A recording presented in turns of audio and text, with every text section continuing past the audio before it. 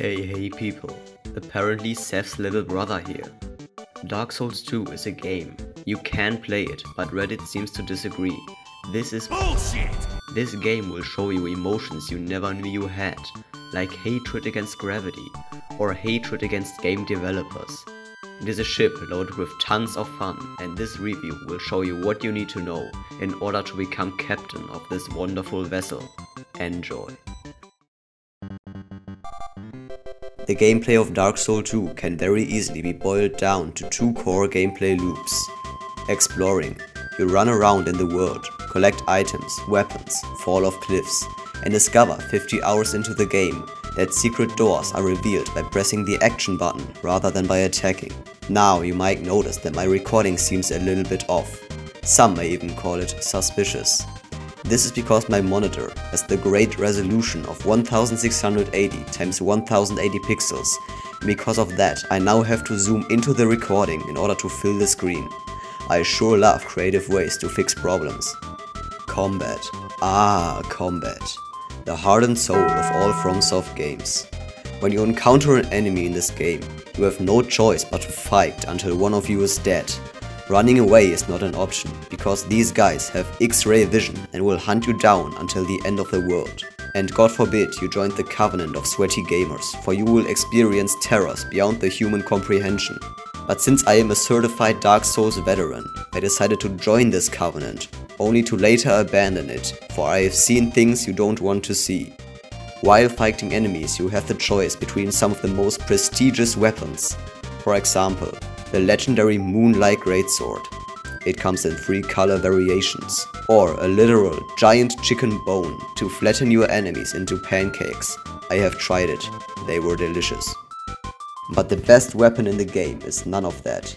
It is the Sword of Terror that, if ever released from its indefinite slumber, will bring unimaginable terror upon the world. It is the Chaos Rapier. Here you can see me humiliating my favorite boss in the game on New Game Plus 2 using this Bringer of Doom. Of course there is also magic, but magic is fucking boring. Same with miracles or hexes. I do not use them and neither should you.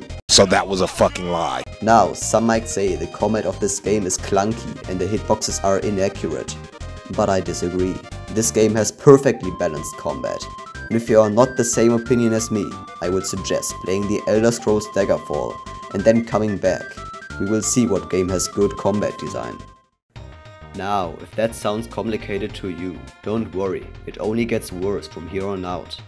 As you start the game, you will notice that you are looking like the average person living during the medieval plague period.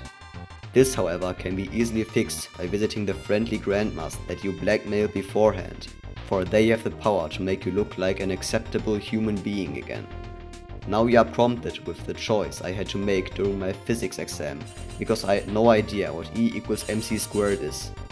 To help you not make the same mistake, I will gladly explain to you the various stats that will influence your journey until the very end. Vigor makes you resistant to petrification by Medusa's means, and also gives you more health apparently.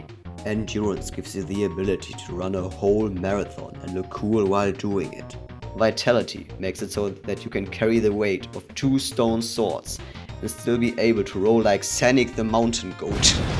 Adaptability is the most important stat in the game, for you see, it overrides the basic game mechanics and magically gives you more invincibility frames while rolling. The devs obviously didn't account for this, so my recommendation is that you never even think about leveling this stat. Play like the developers intended you to do so. Strength gives you the ability to transform into Gigachad, while Dexterity gives you the ability to wield the Sword of Doom. Intelligence raises your maximum IQ, which in turn allows you to fire a tornado formed of souls. Don't ask where they come from, you don't want to know. Faith strengthens your ability to believe in God, which allows you to channel the power of Zeus to invite the enemies to a friendly family barbecue. Finally, attunement, which gives your brain more capacity via questionable means. Now that you have made your character, it is time to step foot into the wonderful and peaceful world that is Drangleic. Majula. What a wonderful little town we have here. Everything is just so nice and relaxing. With its friendly and helpful inhabitants, it is sure to give you a well-earned resting place during your journey. Just don't go anywhere near the hole. Also in Majula you can find the Green Herald, who upon engaging in a conversation with her, gives you the second most important healing item in the game, and also the ability to level up. From Majula you can then choose a path for you to venture onto. Just stay away from the hole. Now, the game intends you to go into the forest of the fallen YouTubers, but I am built different, and so I went forth to the towers of the German celebrity Heidi Klum, which is a really nice place. Just don't angry the many solaires that are chilling here, or you will die 1,000 painful deaths. The game has in general a lot of nice areas with very good and balanced enemy placement. So I will now give you a list of my favorites. Drangleic Castle, a place in which fire weapons are useless, for the god of rain has decided that pyromancies are a sin that need to be cleansed. The Shaded Woods, a place with such a dense fog around it that it opens a wormhole and transports you to a better game. And who could forget the Gutter, which is only reached by jumping into the hole. It is by far the best poison area in the game, and I just love the creatures from the void that grasped me and never let go. I really feel the love that went into this game. But with every good area comes one that is just slightly worse than the rest. So let me introduce to you the Shrine of Amario. Do you remember when I said that you can't run away from enemies in this game? How about running away from projectiles with aimbot? I sure hope you like bullet hell games, because I call this shit Touhou's 10th Circle of Hell. I now know why Dante's Inferno only mentioned 9 of those, because this one made even him reconsider his life choices. Gotta get his friend Poet Virgil to help him through this nightmare. Sadly, this is an area necessary to progress the game, and it does not help that I was still in the Covenant of Companions. This is by far the worst area in Soul's history, and after finishing it, I took a 2-week break to forget the anxiety of the color blue that I had unintentionally developed. Now, as it is known, behind every great area hides an even greater boss, and Dark Souls 2 is not shy of those. The game has some absolute bangers, like Mirror Mirror on the Wall, Rat Plague, or Help, my chemical experiment went wrong. But the one boss that I absolutely despise is one that none should ever face again. Let me introduce to you Sif's 13th grade cousin. I hate this little piece of shit and the area surrounding him. He and his brethren can poison you in one bite, and if you dare try to heal, you will face certain death. It also doesn't help that the boss and the area it resides in can all be skipped if you just walk in a straight line. Now that you have an overview of what awaits you, you might wonder what the story of this videojuego is like, and I will gladly explain an abridged version to you. For any further inquiries, I must redirect you to VaatiVidya. Long ago, King Chadrick and his wife, Queen Sans the Skeleton, ruled over Drangleic. What Chadrick didn't know, however, was that his queen was an imposter, and he had to eject her to ensure the peace of the world. But Sans the Skeleton convinced Chadrick that the giants on the other side of the ocean were indeed sus, and so he decided to vote them out.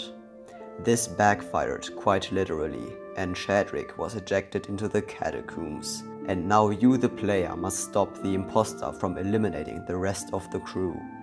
To do that, we must venture into the past and collect 3 crowns that were won by 3 kings in the Fall Guys Battle Royale, and call one final emergency meeting.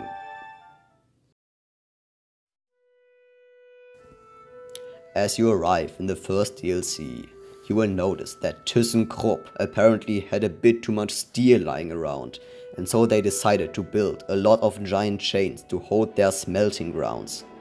This of course is bad for the planet, and so we must venture into the depths of this facility and stop the CEO before he can commit any more environmental pollution. This DLC is great because it reintroduced me to gravity and taught me that the skulls of dead bodies are a very effective way of distracting the minor population. 9 out of 10 would infiltrate again.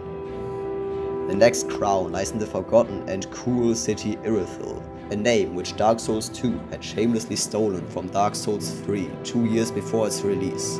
This DLC introduces us to the best kind of bosses, invisible ones. I sure love to not see what I am hitting when I'm playing Mike Tyson's Punch-Out for the Meta Quest 9. To best this beast you have to run past enemies, ice crystals and this one guy who kept invading me. Only because you want to rip an eye out of a corpse and replace it with your perfectly functional one. After the giant white cat has been slain, you will have to free your gang squad so you can jump right into the 11th layer of hell, Gang City. Here the squad will gladly die for your cause, and then you can face off against Sam the Fireman. Only this time he has had enough of your shit and decided to burn this place to the ground.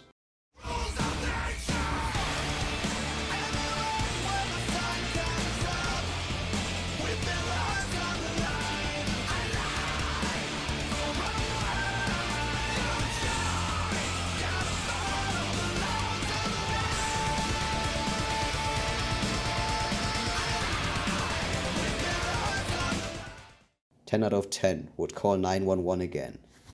The last crown is hidden well in the ancient city of Shulva, where a big dragon watches over it. I don't like this area. It is everything that makes Dark Souls 2 Dark Souls 2. My favorites are the enemies that you cannot kill because you first have to kill their already dead bodies.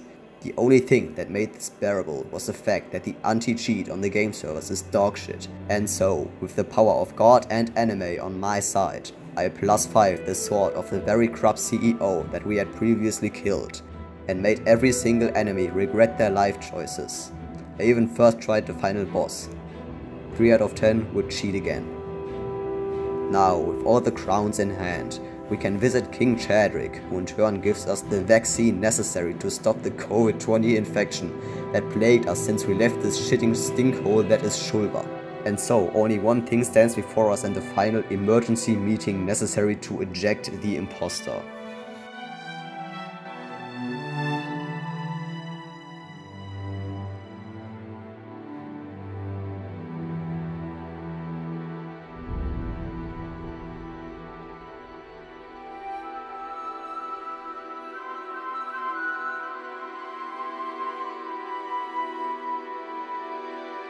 Give us your answer.